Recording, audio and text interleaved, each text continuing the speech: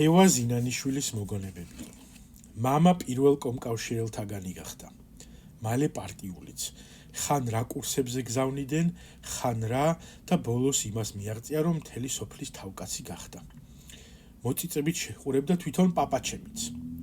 მინახავს ოჯახის საამაყო სურათი, მალაქია ტოროშელიძე და რამდენიმე ახალგაზრდა, მათ შორის მამაჩემი.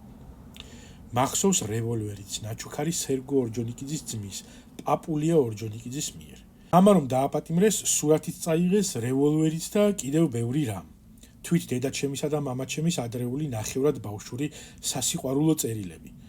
გადასახლებიდან ერთხანს მოგდიოდა წერილები. ამ წერილებით სულ ერთს შთაგვაგონებდა. მე კომუნისტი ვარ, კომუნისტად მოვკვდები, კომუნისტებად უნდა დაიზარდოთ თქვენცო. ეს კი რას ნიშნავდა მაშინ? ჯერ ხალხს, მერე შენო.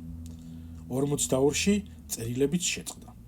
1956 წელს რეაბილიტაცია მივიღეთ.